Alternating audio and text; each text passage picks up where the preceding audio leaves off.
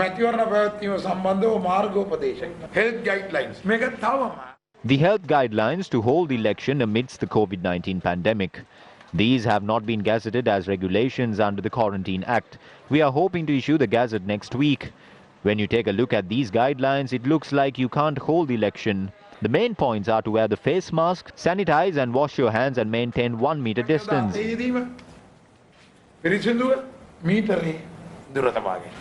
අපේ ඡන්දය ඕකමත් තමයි රඳාපවතින්නේ. මේ අතර විතරක් නෙමෙයි මේ සම්පූර්ණ මීටර එක දුර තියාගන්න වෙනවා. අපිට Our election will depend on these three factors. Against this backdrop, how are we going to hold our 2020 elections at classroom and small community halls? There is a huge problem there. But nothing is impossible. We have to hold elections. We will definitely hold elections on the 5th of August. We hope that the pandemic will not obstruct us. Plans have been drawn to count the votes from 8 a.m. on the 6th of August, a day after the election. The NEC believes that the first results will be issued at around 4 p.m. on the 6th of August. Certain former MPs have kept their official vehicles when they had to return it on the 2nd and the 3rd of March. Then they were asked to pay 100,000 rupees if those vehicles are used for election purposes. But it was also not done. Then in May, they were told that they can't keep those vehicles. But there are a few who still keep their vehicles. We have written asking them to seize at least 5 of those vehicles. And if proven, the possibility of removing them from their parliamentary seats is high.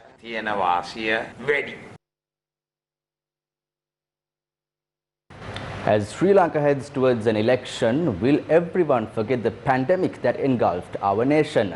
The Government Medical Officers Association, convening a media briefing today, said that the warnings issued by the World Health Organization of a second wave of the virus should be considered seriously.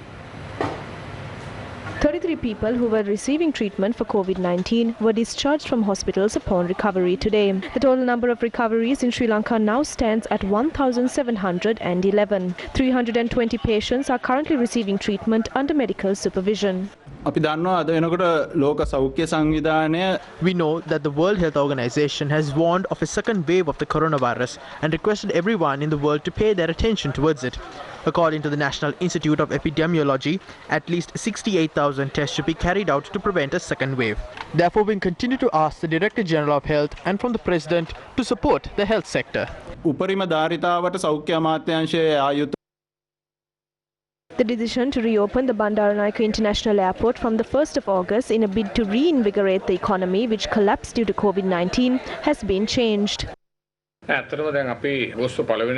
was a discussion about reopening the Bandaranaike International Airport from the 1st of August. However, until now, neither the International Civil Aviation Organization nor the World Health Organization has given us definite directives regarding the matter. It cannot be done according to our way. The WHO must apprise us on which quarantine process we should adhere to. We are still hopeful as it is only the 30th of June. If they provide us the necessary information over the next few weeks, we can facilitate the reopening of the airport. A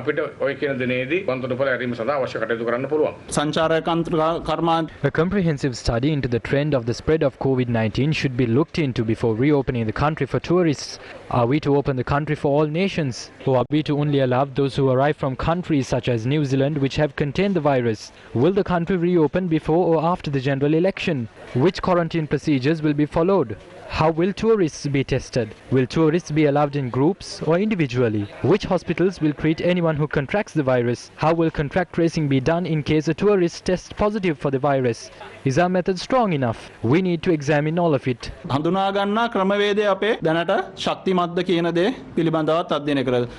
However, former MP Udaya Gamanpila claims that the spread of the COVID-19 pandemic has been controlled within the country.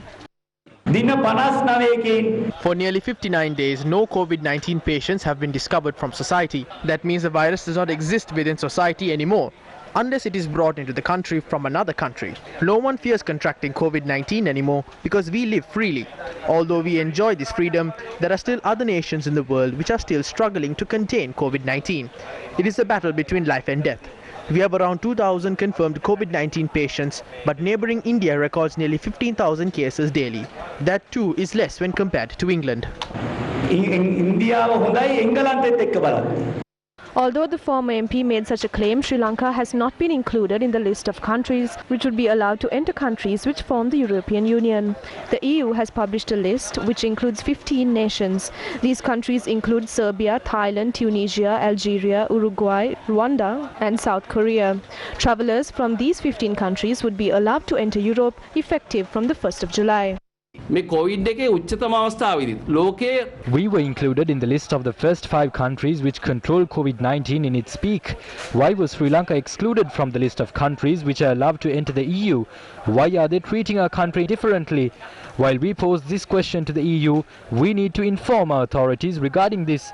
Have the Ministries of Health and Foreign Relations carried out their duties in a proper manner? තමන්ගේ යුතුයකම වගකීම හරියට කළාද? The Ministry of Foreign Relations has noted the decision of the European Union to reopen its external borders on the 1st of July, initially to a list of less than 15 countries that does not include Sri Lanka. According to a release from the Ministry of Foreign Relations, the Embassy of Sri Lanka, accredited to European Union in Brussels, which has been actively lobbying for Sri Lanka's inclusion in the list, was informed by the European Commission that it has not yet considered countries that have not opened their ports nor accepted visitors from the EU region. The embassy was further informed that the list will be progressively expanded depending on the progress made in the epidemiological situation in the countries, the ability to apply containment measures during travel, and whether or not that country has lifted travel restrictions towards the EU countries. Meanwhile, 1,441 people who were not wearing a face mask in public places have been directed for mandatory self-quarantine. According to the senior DIG in charge of the Western Province, Deshabandhu Tennakun, these people have been identified in the last 24 hours that ended at 6 a.m. today. Meanwhile, this was a situation that was seen in several political rallies held today.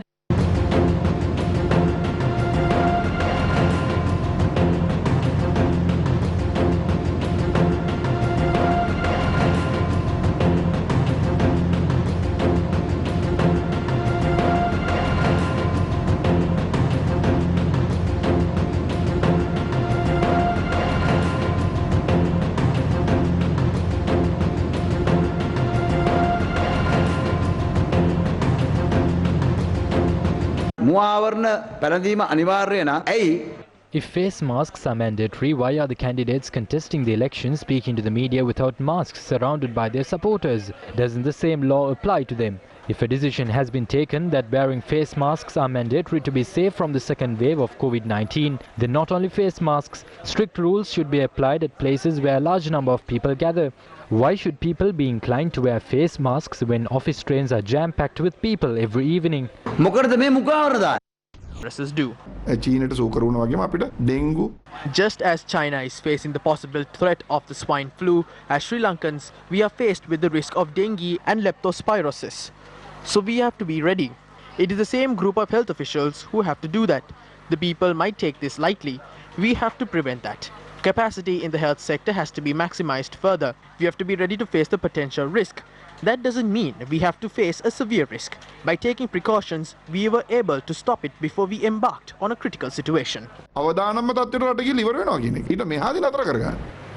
fundamental rights petition was filed at the Supreme Court seeking legal action against the massacre of monks in Aranthalawa. The petition had been filed by Venerable Ada Ulpata Buddhasara Thero, who was an injured victim in the incident. The petition requests an order to be issued to the Acting Inspector General of Police and the Attorney General to take immediate legal action against any surviving individual responsible for the attacks which took place on the 2nd of June in 1987. The petitioner further sought 20 million rupees as compensation for the injuries caused to him. The Acting Inspector General of Police, the Attorney General and the Director of State Intelligence were named as respondents in the FR application. On the 2nd of June in 1987, the LTTE terrorists killed 31 of my fellow monks in front of my very own eyes. Some monks among us managed to save our lives. However, so far the police have not entered a record or obtained a statement from me over this incident. I am suffering indefinitely as a result of this.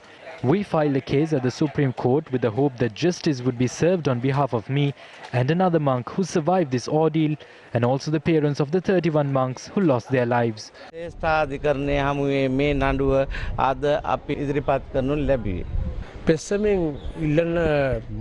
Some terrorists who abetted the crime are not alive today. However, some terrorists who were connected to the incident are alive at present. Therefore, we have named the Chief of the State Intelligence Service as a respondent to the petition and sought a Supreme Court order directing the investigation of the relevant intelligence records to serve justice, not just on this monk, but the 31 others who lost their lives in the incident. So far, any of the past governments have not served justice over this. There is no politics involved in this. We aim to win justice for these monks.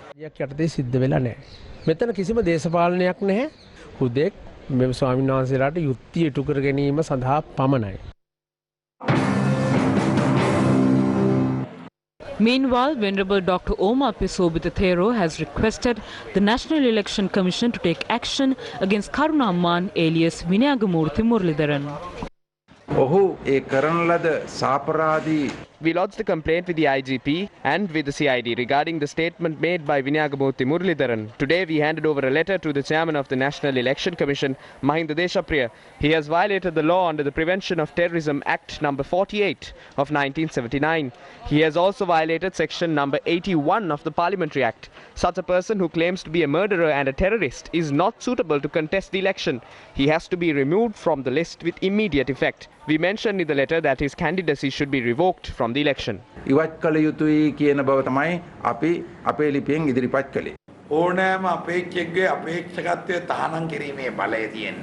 right to revoke the candidacy of any candidate is held by the judges of the Supreme Court. We do not have any right. However, if that statement falls under the category of something you should not have said during the time leading up to the election, and if it clashed with the election ethics, then the NEC will have to hold discussions about that.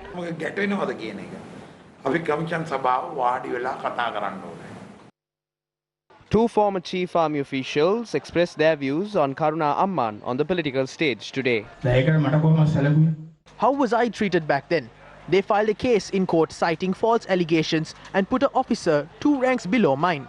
I was put in jail for 2.5 years. My wife was taken to the CID at 12 p.m. on the day I was arrested. My daughter was taken to the CID at midnight and was questioned for around 3 hours inside a room.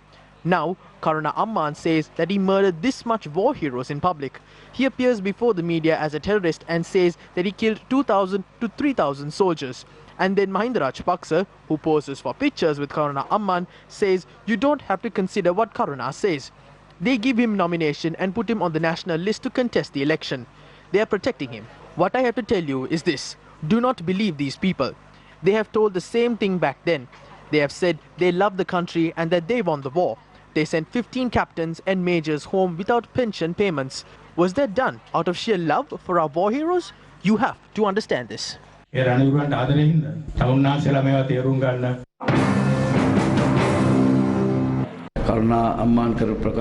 statement made by Karuna Amman is a very critical one. We have to look into the fact as to why he made a statement of this nature at a time like this. I think the CID is currently investigating into that. Legal action must be taken in that regard. But I condemn making this kind of statement politically. In my opinion, Vigneshwaran is a person with a racist ideology. I am of the opinion that investigations should be carried out on Vigneshwaran, who celebrated the deaths of terrorists.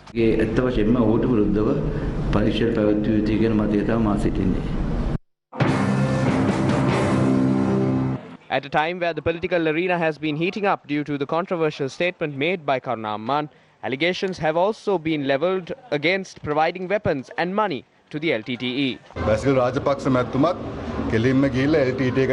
Basil Rajapaksa and Mahinda Rajapaksa went to the north and donated 200 million rupees to the LTTE merely for votes at the presidential election. He made that clear in a statement he made. Therefore, Mahinda Rajapaksa cannot put the blame on our side because his party has given money to the LTTE. I am deeply saddened by that. So let us not sling mud at each other and engage in clean politics. People of this country will decide on which party to vote for.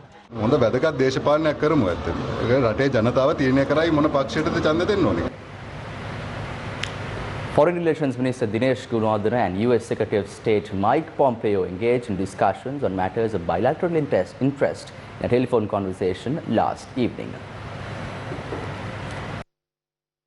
US-Sri Lanka cooperation in COVID response supply of PPE to the US, donation of ventilators to Sri Lanka and COVID-related bilateral assistance amounting to $5.8 million, economic recovery initiatives, defense and security matters, counter-terrorism and international economic cooperation featured in the discussion.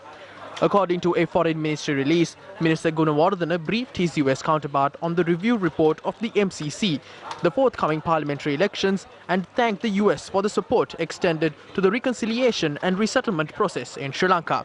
Calling it a productive call, in a tweet the US Secretary of State said, quote, "Productive call with Sri Lankan Foreign Minister today on our COVID-19 cooperation, pandemic assistance and the US commitment to a strong, sovereign Sri Lanka," end quote. The US Secretary of State said the duo discussed economic stability, sustainable development, human rights and continued US-Sri Lanka partnerships. While reports surfaced of a telephone conversation between the Minister of Foreign Relations and the US Secretary of State, the political platform has heated up due to the MCC agreement. Newsfirst continuously reported on the MCC agreement as it directly affects the sovereignty of the country and ultimately the freedom of the people. Previously, Newsfirst had revealed matters concerning the bond scam, the dealings within Sri Lankan Airlines, the irregularities in financial institutions and large-scale projects that were embroiled in corruption. It is you and I who face the brunt of certain decisions that are made by individuals in the higher echelons of society. Therefore, we will not hesitate to reveal all these details on behalf of the people. According to the committee appointed to review the MCC agreement, the previous government had obtained $10 million in two separate occasions. While the United National Party refuted such claims, former parliamentarian Uday Gammampila revealed more details, including the timeline of receiving the grant. Even a school student can realize that this committee was appointed to justify this. A few months ago, the committee said that this agreement is good to a certain extent. I challenged the government that said that they would burn this agreement before the presidential election to tell the public that they would not sign this agreement before this election.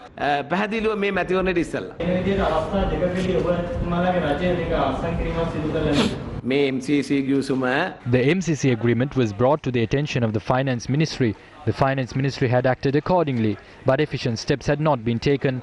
That's why we stopped it. When something comes here, they have to research its basics, but a decision was never taken to sign it. They have considered the fundamental points of the agreement and come to a conclusion. But we never signed the document. If we had signed it, it should have been in effect today. Then there wouldn't be an agreement left for this government to sign.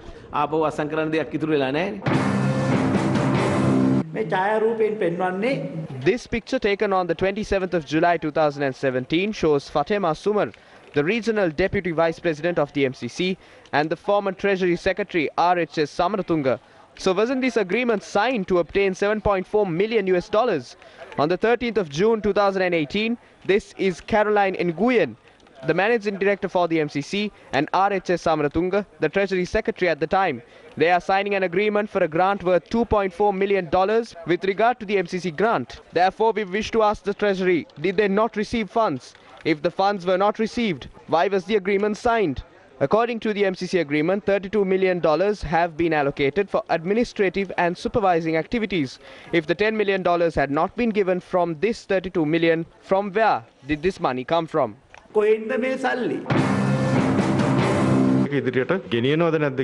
The president must tell the country whether they are going ahead with it or not. The US ambassador has made a statement regarding the funds that were received by the account. She said that such funds have not been granted. What the United National Party has to say is that sign the agreement only if it is favorable to the country.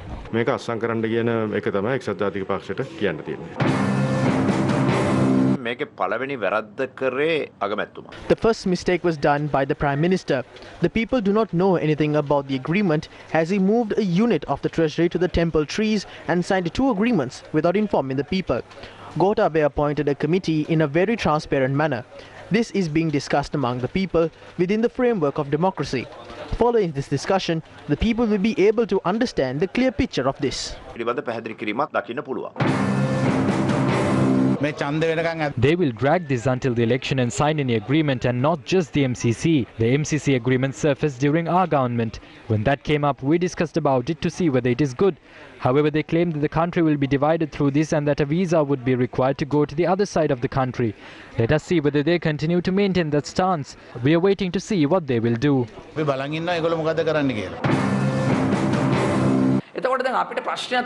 The US ambassador is saying that the agreement won't be signed until the conclusion of the parliamentary election. That means the agreement won't be signed now, and that it would be inked if Mahinda receives a majority in the election.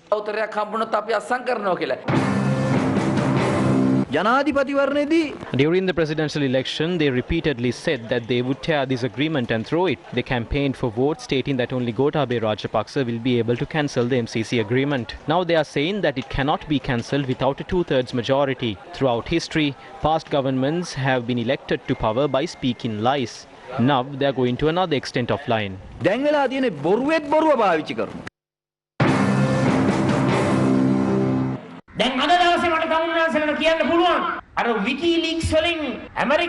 A conversation between the United States and the US Embassy in Sri Lanka has been leaked through WikiLeaks. It was not our government who first held talks regarding the MCC.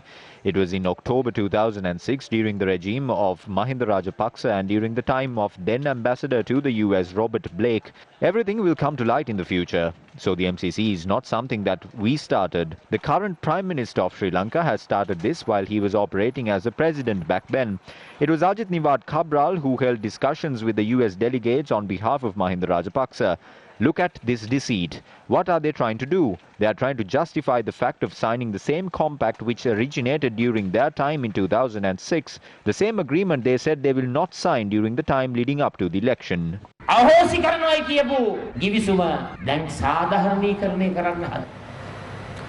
Our ancestors constructed many avavas in the country, not just to support humans, but to fulfill the needs of other forms of life as well. These constructions have stood strong until today, as they were void of fraud and corruption. However, the refurbishment of these vavas, which date back to centuries, have been riddled in fraud and corruption today. This report is one such example. This is the Dodam Attava Vava in the Navagattegama Divisional Secretariat. This vava, which has a history of several years, benefited area residents who successfully engaged in farming during both the Yala and Maha harvesting seasons. This vava receives more water during a certain period as it has been built based on a water cascade system. For several years, farmers have urged authorities to strengthen the walls of the vava along with its sluice and a device used to discharge excessive water that is known as the Pitavana. Farmers say that 35 million rupees had been allocated to refurbish the tank. However, instead of strengthening the wall of the tank, contractors have dumped sand in the interior of the wall of the tank. Sand is mostly deposited in the interior side of the tank. This reduces the capacity of the tank. They removed the sludge from the tank only from one area. They did not do it across the entire tank.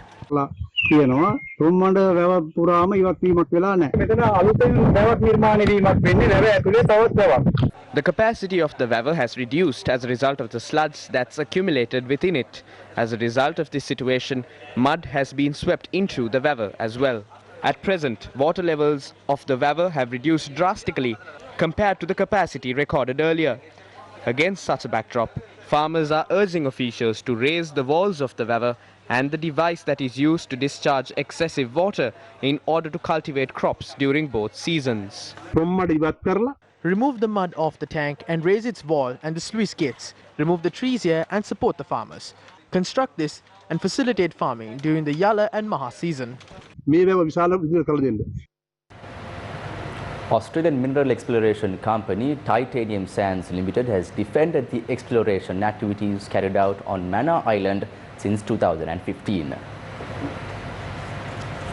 In a statement issued today, Titanium Sands Limited said its exploration project carried out on Manna Island since 2015 is operated by local companies that are its subsidiaries. The statement sent to the Australian Stock Exchange said, quote, all activities are properly reported to the Geological Survey and Mines Bureau under the requirements of each exploration license, unquote. In a project report, Titanium Sands Limited said it had carried out exploration activities using the exploration licenses of two Mauritius companies named Srinel Holdings Limited and Bright Angel Limited. However, officials at the GSMB said that licenses had not been issued to any of the two Mauritius companies as listed out in the report. The Geological Survey and Mines Bureau added that it would write to the existing exploration license holders on Manna Island tomorrow, seeking an explanation in this regard.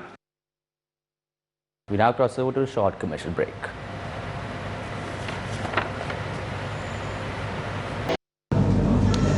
Now, according to the Hindu News website, Sri Lanka is $960 million in debt to India. Convert that to Sri Lankan currency. That's approximately 180 billion Sri Lankan rupees. Now, India is our neighbor. Therefore, can't they provide us with some kind of relief for us to repay those loans? Now, Sri Lankan leaders, President Gotabaya Rajapaksa as well as Prime Minister Mahinda Rajapaksa had met with Indian Prime Minister Narendra Modi in order to seek some form of relief for the debt we owe to India. But what was the response? Were we given with some form of relief? What is the reality? Let's take a look. President Gotabaya Rajapaksa took wing to India on his first official overseas tour following his appointment as the President of Sri Lanka. While the President was afforded a warm welcome by Indian Prime Minister Narendra Modi, high-level bilateral discussions concerning many subjects, including economic cooperation, were held between the two nations. Subsequently, during an official tour of India in February, Prime Minister Mahinda Rajapaksa requested for a debt deferment on loan which were obtained from India. I also appreciate the Prime Minister Modi's offer of $400 million as a credit line to enhance the economy of Sri Lanka and another $50 million credit line for our effort in combating terrorism. We discussed how to follow up on these offers that were made during President Rajapaksa's visit in November. हमारे संबंधों के इतिहास का ताना बाना Sri Lankan stability, security and prosperity are not only in India's interest, but also in the interest of the entire Indian Ocean region. And therefore, our close cooperation is valuable for peace and prosperity even in the Indo-Pacific region. In line with our government's neighbourhood first policy and Sagar doctrine, we attach special priority to relations with Sri Lanka. According to a report filed by the Hindu newspaper, the Prime Minister had requested for a 3-month debt moratorium from the Indian government. Sri Lanka had also requested for a currency swap facility on 2 separate occasions. Had India responded to the request? Quoting officials, the report filed by the Hindu newspaper said Sri Lanka's request to India for the postponement of its debt repayment amidst the current economic crisis is under consideration. When Newsfirst inquired regarding the matter from the Indian High Commission, it said discussions were held regarding the request to issue a debt moratorium and also the currency swap facility. The High Commission also stated that high-level talks are currently being held regarding the matter. Further discussions regarding the matter have been held yesterday and today at the Indian High Commission.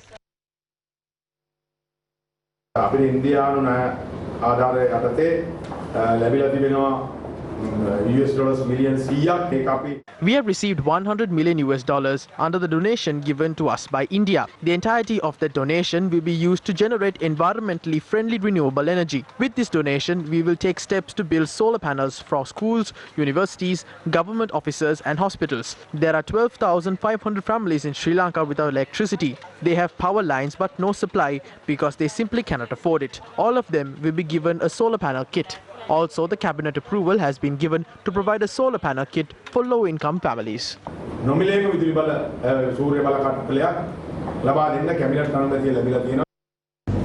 Now, it's been months since Sri Lanka asked for relief from India with regard to repaying those loans, and it doesn't seem the Indian government has responded positively towards those requests. Now, recently, COVID-19 brought the entire world to its knees, and Sri Lanka too is facing a tough situation. Now, despite being well aware of India's policy of wasting time, Sri Lanka opened important resources to India. Now, that is the truth. Let's have a few examples.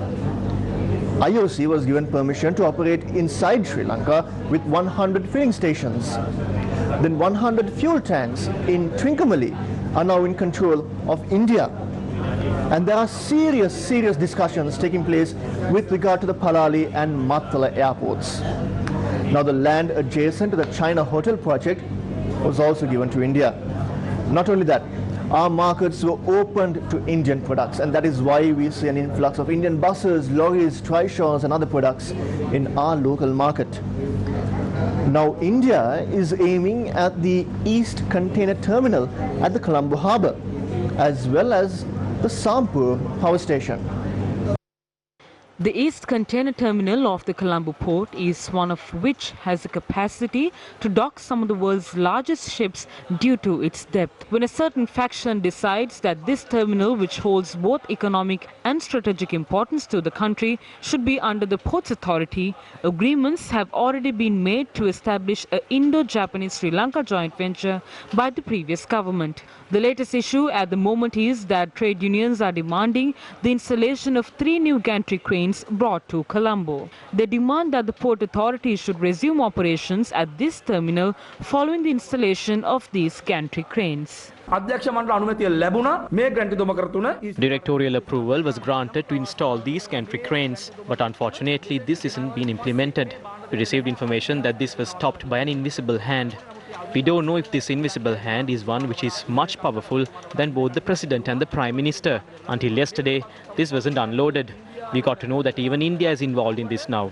Even though they say Japan, India and Sri Lanka is in agreement, Japan is not part of this agreement. It's not a mammoth task for the President and the Prime Minister to take a stern decision on the ECT terminal. The future of this country is much important than transactions with multinational corporations, international issues or diplomatic ties. The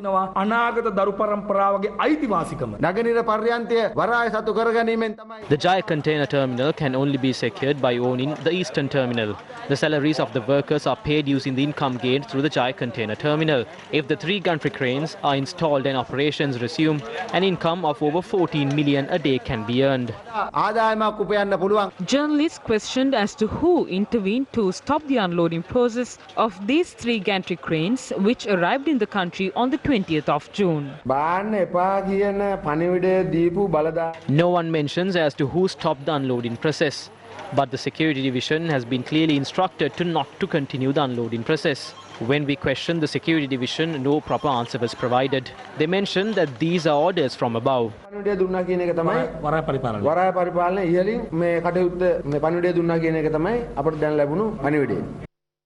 Now, according to trade unions, India is the only party very keen on the East Container Terminal, and this must be looked into very closely. Adani Group is mostly active as an entity when it comes to Indian port development projects. Now, Adani Group is also very close to Indian Prime Minister Narendra Modi. Adani Group also serves as a partner to 10 ports and terminals in India alone. Some may even question, is the deal with Sri Lanka being delayed for some particular reason? Or is the Adani Group waiting to claim a stake in Sri Lanka as well? Now, there can be suspicions around this because if you look at the future investment plan of Adani Group for 2020, there is mention of Sri Lanka as well, where they have certain projects planned. While all this is in play, what is the relationship that we have with India? What is going on? We have not yet really received any form of relief. And even if we do not get it, most of our valuable resources have already been given to India.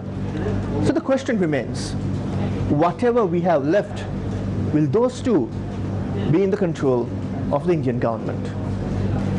Thank you, Zulfikar Farzan, for that comprehensive and detailed update. And now more news from our neighboring country. India's Minister of Electronics and Information Technology has banned TikTok, WeChat and several dozen other China-based apps it views as engaged in activities prejudicial to sovereignty and integrity of India. A total of 59 apps are on the banned list. The list of apps that have been banned also include Hilo, Likey, CamScan. News here at home, there have been countless reports on the plight of the people affected financially after financial companies go bankrupt. ETI was one such institution. The Supreme Court today rejected a request made by the Attorney General through a motion to suspend the business activities of ETI. The three-judge bench headed by Chief Justice Jayantha Jayasuriya announced today that an order will not be granted regarding the request of the Attorney General after the President's counsel Vijayadasa Rajapaksa, who appeared on behalf of the depositors, objected to it before court. President's counsel Rajapaksa noted that the Attorney General has made the request with the motive of stopping the strong directives given to the ETI by the central bank's non-banking financial institution department from being revealed. He has added that the Attorney General's request should be studied further. The case was based on a fundamental rights petition filed against ETI demanding that the central bank issues an order for the movable and immovable assets and bank accounts of the board of directors of ETI to be seized and frozen and compensation be paid to the depositors. The FR was filed by a group called Independent Movement to Protect ETI depositors. The three-judge bench decided to postpone considering the petition until the 25th. Following this, a tense situation arose outside the court premises.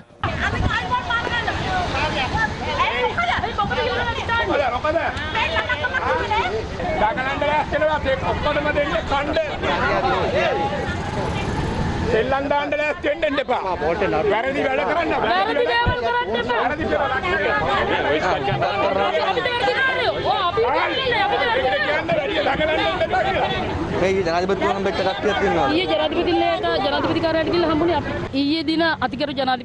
met with the President yesterday. We received several good decisions. The CB was eager to come here with the documents of the Monetary Board with the approval to dissolve the ETI.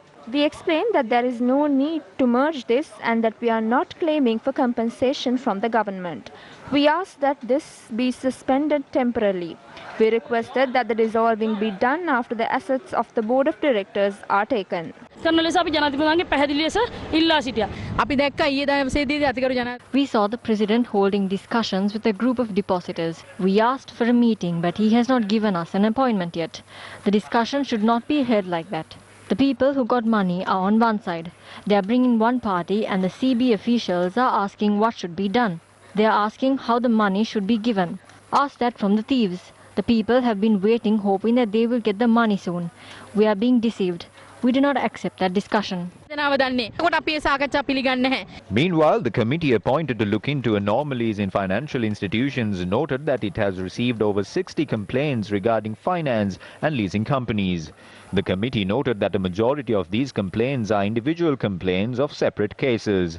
The committee noted that accepting complaints regarding illegal activities and anomalies at finance and leasing companies by the committee will conclude today. The committee began accepting complaints from the 23rd. Report compiled by this committee is to be handed over to the Governor of the Central Bank tomorrow.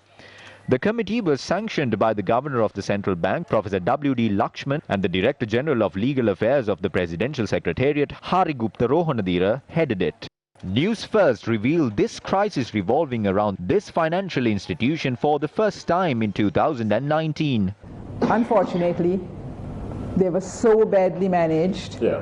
Most of the money was used within the group's interests, and that's where they went wrong. But these companies have been insolvent for a very long period of time. Now, if you take the notice the central bank has published on the finance, in 2008, it says very clearly, because of the failure of now a number of financial institutions within the group in 2008. So from 2008 till 2000 and now we are in 19. So it's over 10 years. It's over 10 years. Yeah. I mean, what were they doing? They were artificially propped up by the central bank. They were allowed to accept deposits, although they were insolvent. Now, if you take their finance, they were operating with a negative interest income. They have taken a decision on the 15th of February 2019 that we have to safeguard the interest of the depositors. Now, why wait so long? If they had in 2012 liquidated these companies, the liability at that time, the covered deposits were only 200,000. I mean, this is at the expense of the legitimate claims of the larger number of depositors, but they need to get their principal back. If the relevant authorities took steps to carry out an audit or to launch an investigation on this particular financial institution, when revelations were made, the gruesome fate befallen on these investors at present would have been quite different. The government has decided to enter into a public-private partnership program to commence organic farming on the Mahaweli F zone. A gazette had been issued last Friday declaring the Murugahakanda and Kaluganga Mahaweli F zone as a sustainable development area for organic agricultural products. The Mahaweli F zone that was demarcated in 1979 benefits through the Murugahakanda and Kalu River Development Project. According to a gazette notification issued last Friday, organic vegetables, fruits and other field crops are to be cultivated in the section of the Mahaweli F zone that is being developed under the Kalu River project. The Gazette notes that the required organic fertilizer is also expected to be manufactured within this zone and that farmers will be provided with necessary fertilizer by the government until such time. The Gazette adds that public and private partnership programs would be implemented to supply direct and value-added certified organic products to local and foreign markets from this zone. These products will be supplied under the brand of Mahaweli Knuckles Organic Products. The Gazette also states that this area is to be developed as an agro-tourism zone. We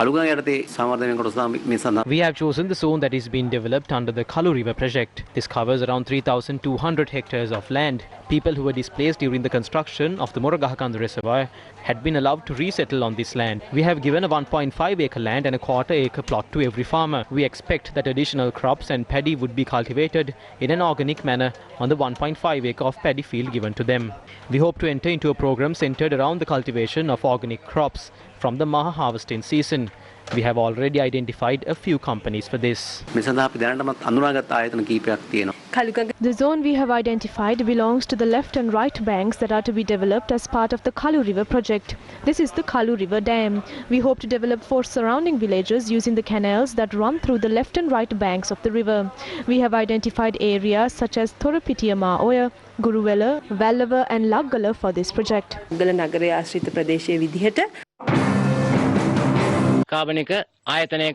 It was the officials of Organic Fertilizer Company who had came and made us aware about this.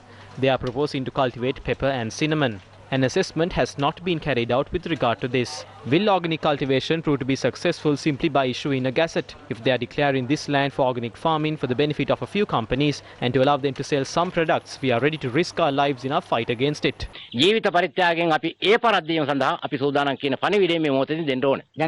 At present, 33% of the farmers have already commenced organic fertilizer. We are telling them not to implement a program that would affect farmers.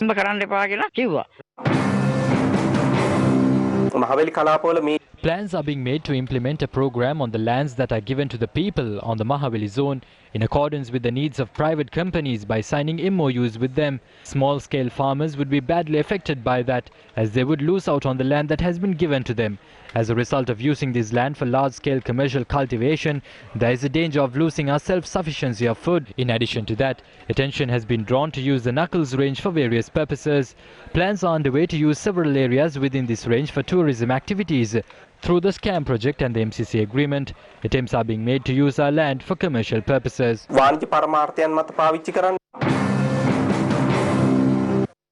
In the recent past, controversy had arisen regarding state-owned land and environmental destruction taking place in the country. The Somawati Forest Reserve in Tummodara Kantale, the sand mining racket in the Mahaweli River, the cultivation that had taken place in Bandara Puliyankulam, Anuradhapura by damaging the Malwata Oya Reserve, and the beach nourishment project on the Mount Lavinia beach are some examples for this. An Australian company named Titanium Sands Limited is currently engaged in mineral exploration activities on Manor Island without the approval of the Geological Survey and Mines Bureau. Against such a backdrop, a debate arose over moves to illegally acquire state land by cancelling the circular 5/2001 that falls under the purview of district secretaries. මේ චක්‍රලේඛනයේ බාධාවක් නැහැ. අවශ්‍යම ඉඩම්. ඒ කියන්නේ මේ ඉඩම් හඳුනාගෙන ඒකට අන්තර් අමාත්‍යාංශ කමිටුවක් හරහා දේශ අරගෙන ඉඩම් කොටාරිස්වරයාට පුළුවන් ඒ නිදහස් කරා. මේක නේ සංශෝධනයක් විය යුතු නැහැ. මේකේ ඉඩම් හඳුනා ගැනීම කියලා කාරණාවක් තියෙනවා. මේ ඇත්ත වශයෙන්ම මේක තියෙනවා. වෙන චක්‍රලේඛන සංශෝධනයක් නැහැ නේ. සංශෝධනයක් කියන එක මම අදහස් කරේ අවශ්‍ය වෙනසක් කරනවා කියලා කියමු. තාමපද සංශෝධනයක් නෑ අවශ්‍ය දැන් සෝමස් දැන් උත්තර තියෙන අන්තර් අමාත්‍යාංශ කමිටුවක් කියලා තියෙන්නේ. ඉතින් අන්තර් අමාත්‍යාංශ කමිටුව වෙනකොට අපිට දිස්ත්‍රික්ක ඉඩම් පරිහරණ කමිටුව පාවිච්චි කරන්න මට ඔන්න ඔය කැලේ තමයි එන්න ඕන. දැන් මොකද්ද මේ කරන්න හදන්නේ? මේ කරන්න හදන්නේ ප්‍රාදේශීය දේශපාලඥයෝ ඉඳලා දිස්ත්‍රික් සංවාදන කමිටුව දාන යෝජනා. මේක ගෙනාවගෙන අපි දන්නවනේ මහත්තයෝ මේ ගෙනාවු විදියක් දන්නවනේ. කියන්නේ ඒක අහෝසි කරන්නේ නැහැ කියන පොරොන්දුකට වගේ දැන් ඕක. පොරොන්දුවක් දෙන්න බෑ. නමුත් අපි උත්සාහ කරනවා මේක තියාගෙන මේක ක්‍රමවේදය මේ ක්‍රියාත්මක කරනවා. ඒක හැබැයි ප්‍රසිද්ධාධිපති මහත්තයා දඩුවම් විඳින්නේ නැත්නම් නිලධාරීන් පමණයි දඩුවම් විඳින්නේ. This project has been described as a PPP. The government would be brought under the control of a private company to implement the project. However, the cabinet paper does not mention anything about a private company. They are hiding certain things about this. A political bigwig in the government is exerting influence over the environmental ministry and the land ministry. They are trying to abolish the 5/2001 circular and give away 500,000 hectares of land to the private companies. It is Basil Rajapaksa who is trying to do this. He is exerting influence on all officials.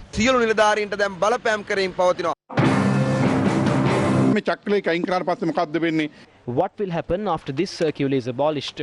The committee would be disregarded and an order would be sent to the divisional secretary from the top to give away the land. Why are they acquiring land? Why is the government doing it on the verge of an election by chasing the people and burdening them? There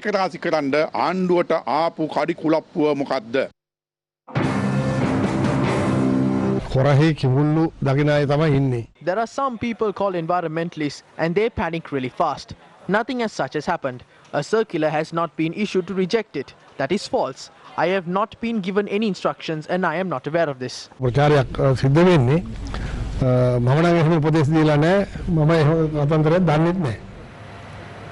Former Solicitor General Suhada Gamlat stated today that the process of administering justice was completely politicized during the tenure of the Good Governance government. The former Solicitor General made this statement while testifying at the Presidential Commission of Inquiry appointed to probe incidents of political victimization. Additional Solicitor General Rohan Tabesurya, appearing on behalf of the Attorney General's Department, questioned Suhada Gamlat about a statement made in relation to the MV Candy vessel belonging to Avantgarde. According to the former Solicitor General, the former Director of the Criminal Investigations Department, SSP Shania Besekara, had directed a group of officers to consult him on a case which is being heard at the Galle Magistrates Court. When asked whether the Attorney General's Department had opened a file on these matters, the witness stated that a file had not been opened. Testifying before the commission, the witness said that although it was later revealed the file had been opened, he was unaware of its accuracy. Subsequently, the CID officers who were sent to former Solicitor General Suhada Gamlat had been referred to the Additional Solicitor General Vasantha Navaratna Bandara. Later, Suhada Gamlat had spoken to Shania Besekara via telephone and had inquired into the advice which was provided by Additional Solicitor General Vasantha Navaratna Bandara. The witness stated that instructions had been given to arrest certain individuals. Gamlat further revealed he felt arresting individuals over a court case which has not concluded would create unwanted complications. The Additional Solicitor General inquired whether discussions were held with any party regarding the court case concerning the MV Candy vessel. The witness stated that he had held several discussions with the former Prime Minister Ranil Wickremesinghe at Temple Trees on several occasions regarding the court case. He further stated that the matter was discussed with the former President Maithripala Sirisena as well. Former Solicitor General Suhada Gamlat further stated that a meeting was convened by Ranil Wickremesinghe with the participation of representatives of independent commissions, politicians and former Central Bank Governor Arjuna Mahendran. We leave you tonight with the gum at the Nagitimu Sri Lanka best YouTube video of the day. For the Newsfirst team, I'm Brazik with our sign language interpreter Brian Cruz. Good night and take care. Gum at the Nagitimu Sri Lanka best YouTube video of the day.